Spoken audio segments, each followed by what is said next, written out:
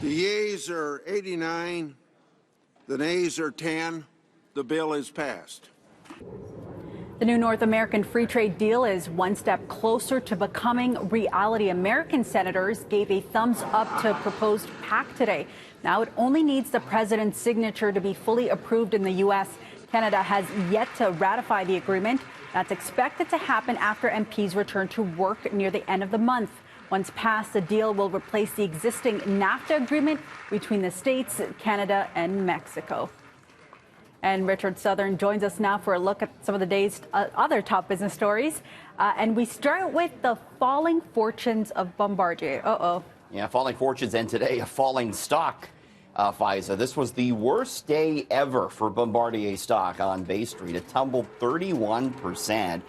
The plane and train manufacturer with big operations here in the Toronto region, it warned that profit is going to be lower than expected for its fourth quarter. Sales are going to take a hit, it said. It also talked about possibly exiting its joint venture with Airbus that makes that A220 jetliner that Air Canada and other airlines are buying.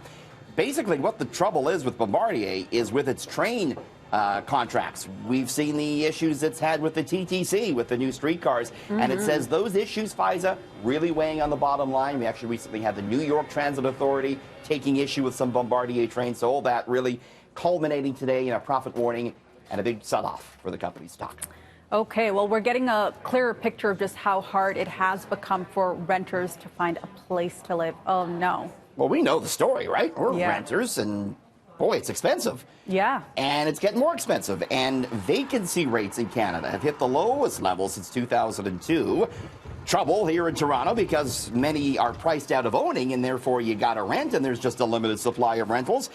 We found out that the average rental price in Toronto up 6.8% over last year to $1,452. Average two-bedroom, $1,562, although I know people are paying a lot more than that. Yeah. Prices are spiking even outside of Toronto, Faiza. Average two-bedroom condo rental in Hamilton at $1,900 a month. I mean, you know, we had a great story by Mark McAllister. We're going to see some more at 6 on this about some low-income housing being built in Toronto, but there's not enough of it, and that's why, you know, rents are so high. Yeah, something's got to give at this point.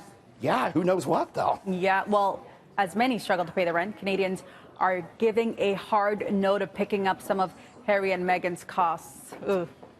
So they're going to be moving to Canada part-time. There's a big security cost associated with it, but the vast majority of Canadians aren't on board with paying a cent. A new Angus Reid survey today found 73% of Canadians believe Canada should not be responsible for covering security and other expenses for Harry and Meghan.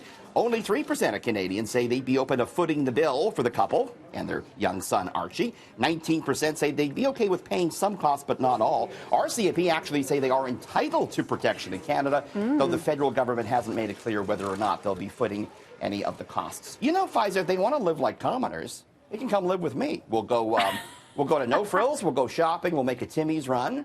They can stay on the couch. Are you charging? What's your rent? They can stay for free on the couch as long as they Richard. They got to do the dishes, of course, Faiza. Oh, okay. And maybe we can cut corners. Why don't you be security for them? I'll be the body man, absolutely. Out of the way, please. Okay. Thanks coming through. Okay, will we be seeing any changes at the gas pumps tonight? Yeah, good one. We're going down a penny at midnight tonight. Stay tuned. We're back just a little bit after 6:30, looking at how Spotify is coming out with playlists for our pets. Stay tuned. Okay, we'll talk to you again in the next hour. Thanks.